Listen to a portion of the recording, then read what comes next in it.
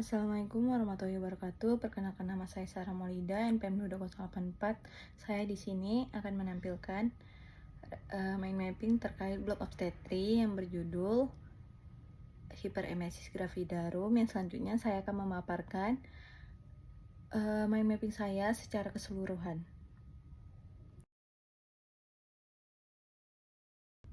Jadi saya akan menjelaskan mengenai definisi dari hiperemesis gravidarum, di mana hiperemesis gravidarum itu yaitu mual dan muntah yang terjadi secara berlebihan pada usia kehamilan sampai 12 minggu, di mana ini mengganggu aktivitas sehari-hari. Untuk etiologi hiperemesis sendiri belum diketahui pasti, namun hiperemesis gravidarum ini sering dikaitkan dengan tingginya kadar hormon human chorionic gonadotropin. Untuk faktor risiko sendiri dari hiperemesis gravidarum, yang pertama ada riwayat gravidarum pada usia sebelumnya, kemudian ada riwayat genetik atau riwayat keluarga, kemudian ada status nutrisi, di mana ini sering terjadi pada wanita yang obesitas. Kemudian yang terakhir ada faktor psikologi, di mana pasiennya ini atau wanita tersebut stres. Untuk manifestasi klinis dari hiperemesis gravidarum sendiri, yang pertama ada muntah yang hebat, mual, sakit kepala, penurunan nafsu makan, penurunan berat badan, nyeri epigastrium, lemas, gangguan kesadaran, dan yang terakhir itu ada dehidrasi. Kemudian ada klasifikasi dari hiperemesis sendiri. Yang pertama dibagi menjadi 3 derajat. Yang pertama ada derajat 1, di mana muntah terus-menerus, intoleransi terhadap makanan, BB menurun, nyeri epigastrium. Kemudian nadinya itu sekitar 100 kali per menit, tekanan darah sistoliknya menurun, dan mata cekung, lidah kering, turgor kulit berkurang, urinnya masih normal. Kemudian ada derajat 2, di mana gejalanya lebih berat. Gejala yang apapun segala yang dimakan dan diminum akan dimuntahkan, haus hebat, dan fusu febris. Kemudian nadinya itu lebih cepat, 100 sampai 140 kali per menit, tekanan darah sistoliknya itu di bawah 80 mmHg. Kemudian pasiennya tersebut apatis, kulit pucat, dan lidahnya kotor. Nah, ada juga gejala yang mungkin timbul di derajat 2, yaitu kadangnya ikterus positif, terus nafasnya bau aseton, terus bilirubinnya positif, dan berat badannya itu turun cepat.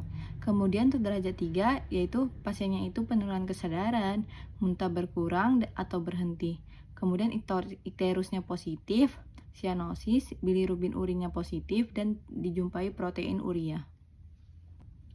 Untuk pemeriksaan fisik dari hiperemesis gravidarum sendiri, untuk pemeriksaan tekanan vitalsanya dijumpai pemeriksaan nadi di atas 100 kali per menit. Kemudian dijumpai tekanan darah menurun pada keadaan yang berat, terus febris. Kemudian dijumpai juga pasiennya gangguan kesadaran atau penurunan kesadaran pada kondisi yang berat. Kemudian untuk pemeriksaan tanda-tanda dehidrasi dijumpai mata cekung, bibir kering, kemudian dan turgornya berkurang. Nah, untuk pemeriksaan yang lainnya dijumpai kulit pucat, sianosis, berat badannya menurun lebih dari 5% dari berat badan sebelum hamil, dan uterusnya besar sesuai usia kehamilannya. Pemeriksaan penunjang yang dapat dilakukan, yang pertama ada darah lengkap, urinalisa, gula darah, elektrolit, USG, analisa gas darah, tes fungsi hati, dan ginjal.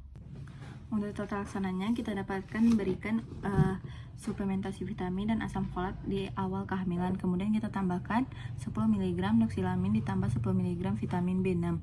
Jika belum teratasi, kita tambahkan 50 sampai 100 mg dimethylhidrinat. Kemudian jika belum teratasi dan tidak dijumpai dehidrasi, kita tambahkan salah satu obatnya yang saya sebutkan, yaitu chlorpromazine 10 sampai 25 mg per oral, kemudian prochlorperazine 5 sampai 10 mg per oral. Dan yang ketiga itu ada promethazine 12,5 sampai 25 mg per oral, kemudian metoclopramide 5 sampai 10 mg per oral, dan yang terakhir ada ondansetron 8 mg per oral setiap 12 jam. Kemudian kalau misalnya belum teratasi dan dijumpai dehidrasi, pasang nasal kanul intravena dan berikan cairan, contohnya itu ada berikan suplementasi multivitamin intravena, kemudian berikan dimethylhidrinat 50 mg dalam 50 NaCl 0,9% intravena selama 20 menit. Kemudian bila perlu kita tambahkan salah satu obatnya tadi, chlorpromazine, prochlorperazine, promethazine, metoclopramid, dan bila perlu juga kita tambahkan methylprednisolone 5-20 mg intravena tiap 8 jam atau ondansetron 8 mg selama 15 menit intravena tiap 12 jam. Untuk edukasinya, kita bisa berikan keyakinan bahwa kepada pasien bahwa mual muntahnya ini merupakan gejala fisiologik pada kehamilan dan akan hilang setelah usia kehamilan lebih dari 12 minggu. Kemudian hindari kelelahan pada ibu dengan aktivitas berlebihan. Kemudian yang ketiga, memberi kecukupan nutrisi pada ibu dan memberikan asam folat di awal kehamilan, terus mengolah stres dengan baik, memilih makanan yang bertekstur halus agar dapat mudah ditelan dan dicerna. Dan yang terakhir, kita berikan edukasi menghindari makanan pedas, berminyak, dan berbau tajam karena dapat memicu rasa mual. Untuk komplikasi sendiri dari hiperemesis gravidarum, yang pertama ada hipoglikemia, preeklamsia, depresi saat hamil, dan kelahiran prematur. Selanjutnya saya akan memaparkan referensi yang saya gunakan. Sekian presentasi saya, lebih dan kurang saya mohon maaf, kepada Allah saya mohon ampun. Saya tutup presentasi saya. Terima kasih. Assalamualaikum warahmatullahi wabarakatuh.